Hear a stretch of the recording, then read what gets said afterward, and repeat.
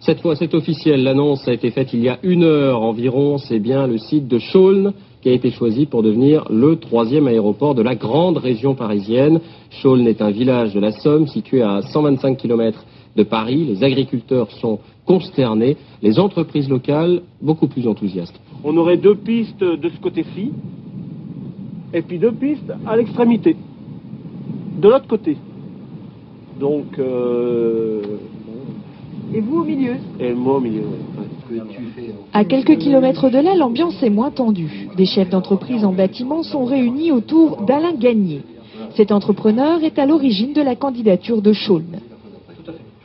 Pour la région, c'était un moteur inespéré et que ça devrait tirer l'économie de la région. Question simple tout de même, faut-il vraiment un 3e aéroport?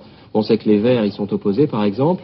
Même si la question a été tranchée aujourd'hui, le débat, lui, n'est pas clos. Selon les opposants au 3e aéroport, la solution passe plutôt par un report du trafic fret sur l'aéroport de Vatry dans la Marne et par l'utilisation d'avions plus gros et moins bruyants.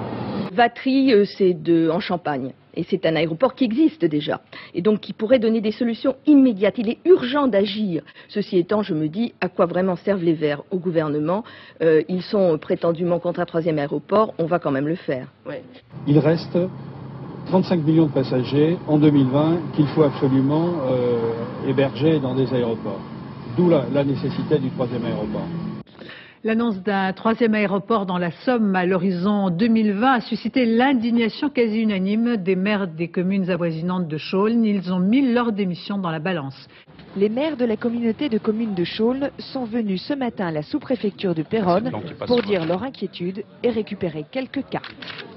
Il est pour moi intolérable qu'en 2001 on puisse encore déplacer 1000 habitants ou 1100 habitants comme de vulgaires meubles. En Picardie, beaucoup ont le sentiment d'avoir été écartés du débat sur le 3e aéroport. Aujourd'hui, les Picards prennent connaissance du projet et ont bien l'intention de se faire entendre. Un village rayé de la carte, Fouquescourt et ses 110 habitants viennent d'apprendre qu'ils sont situés au centre des terrains gelés par la préfecture de la Somme en vue de la construction du 3e aéroport de la grande région parisienne. Jusque-là, le projet était resté plutôt flou. Les habitants sont donc stupéfaits. Ils ne veulent pas se laisser faire.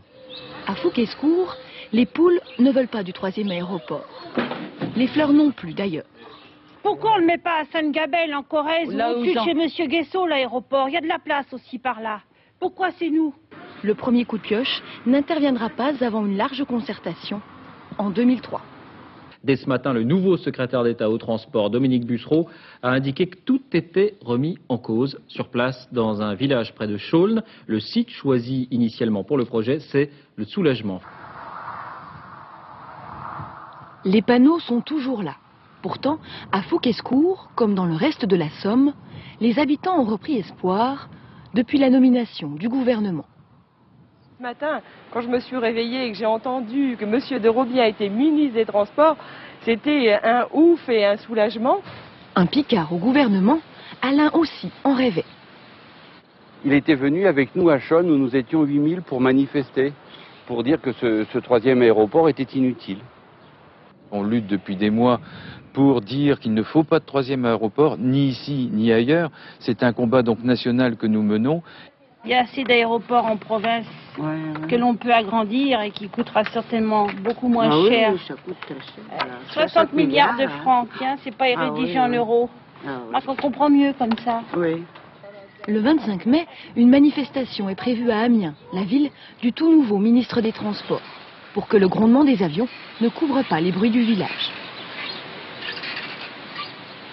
On a frôlé le premier couac dans le gouvernement. Nous vous disions hier que le nouveau ministre de l'Équipement et des Transports, Gilles de Robien, avait laissé entendre que le 3e aéroport de la grande région parisienne prévu dans la Somme ne verrait pas le jour. Eh bien, autre son de cloche du côté de Jean-François Copé, porte-parole du gouvernement. Et finalement, aujourd'hui, les deux hommes ont rapproché leur position. Lorsque la décision a été prise à Chaulnes, il n'y avait aucun motif pour prendre cette décision. On ne savait pas s'il fallait un 3e aéroport et on nous dit il faut le mettre à Chaulnes. Et personne ne nous a dit qu'il fallait un 3e aéroport. En aucun cas, on ne peut voir les nuisances aériennes s'accroître. C'est devenu trop insupportable pour les riverains du Nord Seine-et-Marne. Et de ce point de vue, vous pouvez vous être assuré que j'y veillerai personnellement. Difficile de ménager et les uns et les autres. Pour alléger le trafic en Île-de-France, les aéroports de province pourraient être mis à contribution. Lyon, Nantes et Vatry dans la Marne pour le fret. Gilles de Robien promet de repartir de zéro avant l'abandon définitif du 3e aéroport. Tradition respectée, comme chaque année, la Cour des comptes livre aujourd'hui son rapport annuel sur l'utilisation de notre argent, celui du contribuable que nous sommes. Et souvent, on y dénonce pas mal de gabegies financières. Ainsi, cette année, on y apprend que les 2 principaux aéroports de France, Roissy, Orly, ne sont pas du tout saturés, comme on nous l'a expliqué, et qu'ils peuvent même faire face au développement du trafic aérien jusqu'en 2020, sans qu'il soit nécessaire de construire un 3e aéroport.